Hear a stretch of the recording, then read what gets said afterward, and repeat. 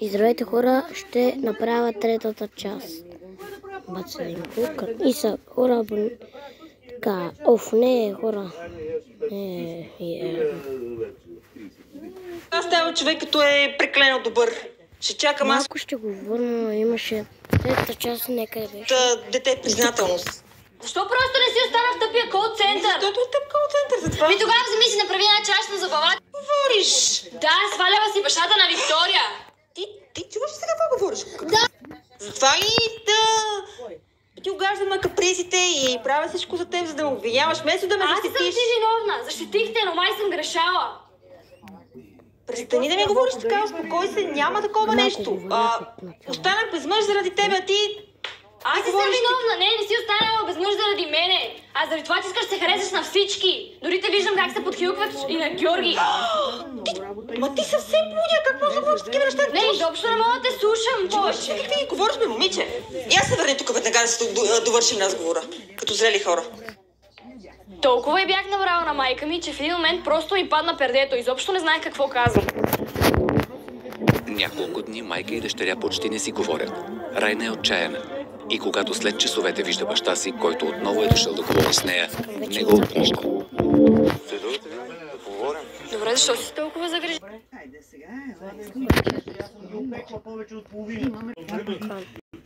Чак сега, за толкова години идваш. Защо си мислиш, че не съм се интересувал от теб? Ами нито се обадиш, нито идваш да ме видиш. Когато видях баща ми се прииска да поговоря с него.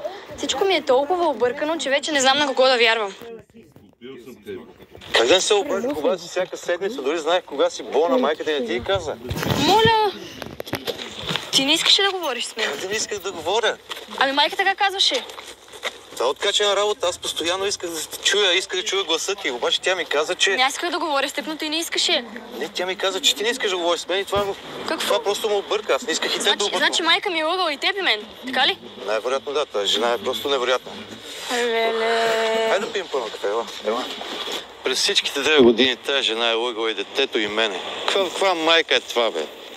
Въобще не се е променила. Каква си оставих, така си я намерих пак. Как е могла майка ми да ме лъже така? А аз цял живот си мисля, че баща ми не ме обича. След разговора с баща...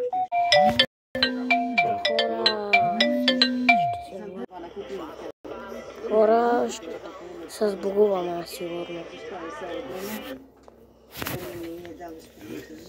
Баща си, Райна е твърдо решена да поиска обяснение от своята майка. Днес се видях с баща ми. Какво? Да, видях се с баща ми. Ради май ще ме блокира в канала. Ако е възможно. Ще пише долу в коментарите. Той ще ме блокира и няма да има повече баца Денко. Лошо. Много хубаво, браво. И ми го заявяваш просто така. Да, дошъл си от чужбина и ще остане в България. Нямам думи. Сигурно се шегуваш. Не се шегувам. Защо? Да не говоря ли с него? Не, защо да не говориш с него? Просто да знаеш, говорили са много пъти, знаеш моята позиция, знаеш какъв човек е. Ами защо да не говоря с него? Защото ти не искаш ли? Не, но... Просто... Добре, отговори ми на един въпрос. Баща ми през всички тези години иска ли да говори с мен? Ама, ти сега не ми поставяш така нещата. Направила съм го за твое добро. Ти Искам да ми кажеш, баща ми иска ли да говори с мен през всичките тези години? И вярно ли, че си го лъгала, че аз искам да говоря с него?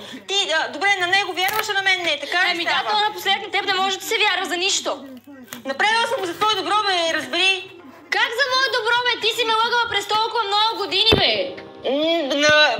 Ти не знаеш какъв човек е, не знаеш на какво е способен, не знаеш... Не, изобщо не искам да те слушам повече. Знаеш ли, няма да ме видиш повече. Много лесно е да хвърляш обвинения или да се оправдаваш с другите. Райна абсолютно нищо не разбира. Майка ми ме е лъгала през всичките тези Ще видя.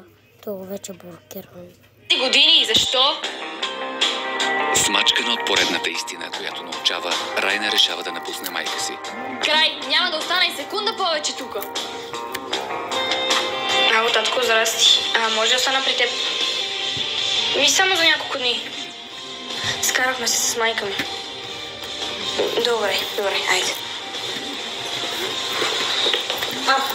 На къде си с този съд? Отивам при баща ми. Виж какво?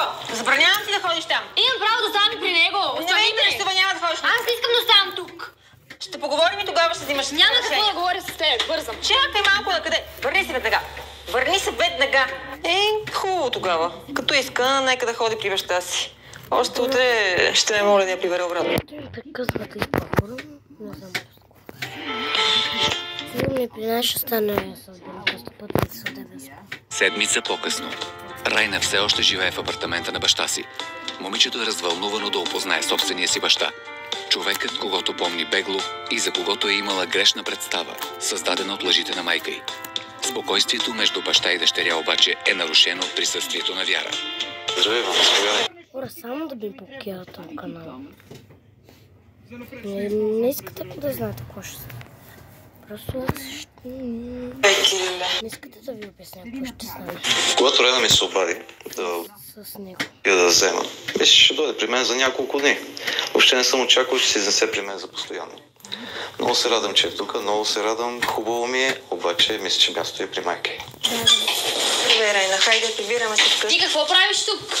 Гостито свърши вече, капризите бяха до тук. Искам да се Татко, тя какво прави тук? Къде знае къде живееш? Аз говоря с майка ти, тя иска не да е нужно говори да с теб, аз крещиш си казах, къде толкова. спокойно. Можем да се разберем и съвсем по Не, аз не говоря с нея.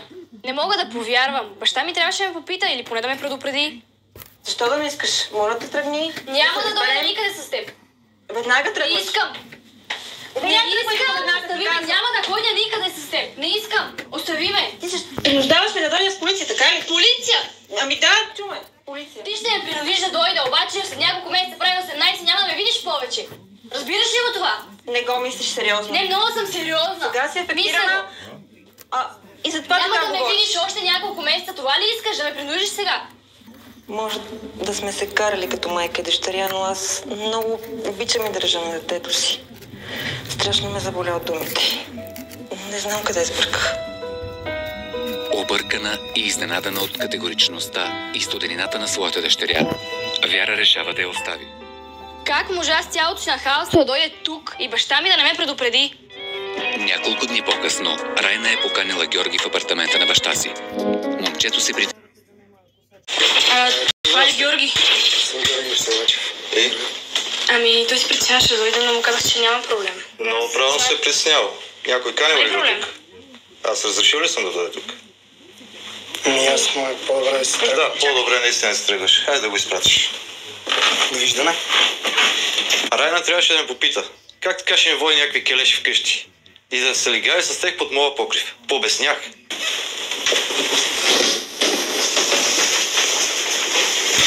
Абе, знаех си, че не трябва да ви се връзвам на Райна. Все пак човека не ме е познавал, на баща и не му стана много приятно. Стегна се бая. Получи садски тъпото. Баща ми как можа така да изгони Жоро? Ама и ние как не го чухме? Леле, пак добре, че ни свари голи. Татко, може ти станало неприятно това, което видя, но това е Георги. Ти знаеш за него. Какво да знам за него, аз не го Ето познавам. поканих да се запознаете. Ти го покани, но не си ме питала. Може ли, разрешаваш ли, може ли да дойде вкъщи? Мислех, че не е проблем да дойде. Да се запознаете просто.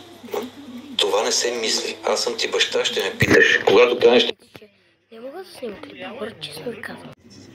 Какво да направя? някой в моята къща, ще питаш, може ли да дойде. Разбрали ли? Той идва вкъщи, при майка ми. При майка ти. Да. Когато да идва в моята къща, искам преди това да знае. И когато канеш някой в моята къща, искам да знае. И мислиш, че за един баща е приятно да види как неговото момиче се натиска на диван с някакъв келеш. Добре, съжалявам. Не искам това повече да се повторя. Ясно ли ти? Добре, няма. Надявам се, че приключваме с това. Добре. Стана ми малко обидно. Какво толкова лошо има да си поканя гаджето? Той не е кой да е. И докато Райна се сблъсква с новите правила, наложени от баща й, Вяра е твърдо решена да направи всичко, за да си върне дъщерята. През изминалите дни Вяра е имала време да осмисли всичко случило се между тях и да си даде сметка, че увлечена във водовъртежа на ежедневните грижи за детето и опитите й да се справи с самотата си, тя е изгубила верния път. Апартаментът е толкова пуст без Райна. В гърлото ми е заседнала някаква буца. Нито мога да ям, нито мога да спя. Просто съм друг човек без Райна. Вяра е осъзнала, че случилото се този път не е обикновено разногласие между нея и дъщеря й и че може би изгубила най-ценното – своето дете. За пръв път майката захвърля собственото си его и се опитва да погледне през очите на своя. екскурзия се завършва успех на пауза видеото. Дъщеря.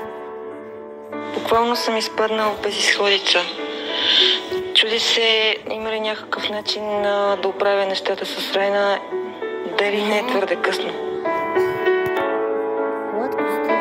Все пак, окрилена от вярата й, че за това, към което се стреми душата на един човек, никога не е твърде късно, Вяра решава да направи онова, което трябва, и започва с търсенето на работа.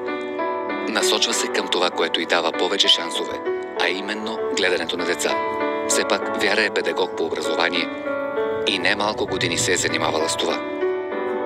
Когато се разведох с Кирил, захвърлих тази работа и реших, че ще покоря на нови хоризонти. А колко заблудена съм била всъщност. Та моят хоризонт е дъщеря ми. И докато майката се опитва да поправи грешките си, Райна трябва да живее с крайният срок за плащане на екскурзията, която съучениците й организират. Момичето няма откъде да вземе парите и решава да ги поиска от своя баща. Райна е убедена, че баща й ще й помогне. Татко, здрасти! Как не се сетих? Баща ми ще си отваря фирма. Все ще има пари да ми даде за екскурзията. Аз съм скъпа днеска. Правила съм ти кафе. Мерси много. Днеска направо се побърках цял ден, тичам по разни глупости. Как беше в училище? Добре. Добре, колко добре? Колко? Петица. Може и по-добре. Може по-добре. Другия път. Аз искам да те питам нещо. Питай. Нали знаеш майка ми как прецака екскурзията до Италия? Ти какво очакваш от майката да направи нещо като хората? Да, ама има няколко дни да пътя. Мислех си, не може да ми ядеш парите. Не. Забрави за пари от мене. Екскурзията е много важна. Парите са за бизнес. Твоята екскурзия е глупости. Пари за екскурзии не дава. Това не са глупости. За мен е много важна тази екскурзия. След време мисля да уча там. Ако беше толкова важна за тебе тази екскурзия, щеше да почнеш работа, да си изкараш парички и да си платиш екскурзията. Ами нямам време за работа, защото има още няколко дни. Как да събера парите? За другия път ще знаеш. Почваш работа, събираш парички и отиваш на екскурзията. Това е положението. Да, ама нямам време. Затова ли беше това кафе? Заради екскурзията? Няма, моля те. Помисли си. Няма какво си мисля. Ще останат пари. Голямо момиче си вече, няма какво си мисля. Следващия път пропускаш сега екскурзия, следващия път събираш пари. Кажи, че ще ги върнеш. Работиш. Добре, за мен е много важна тази екскурзия. Казах не. Много съм разочарована. Бях сигурна, че баща ми ще ми даде парите.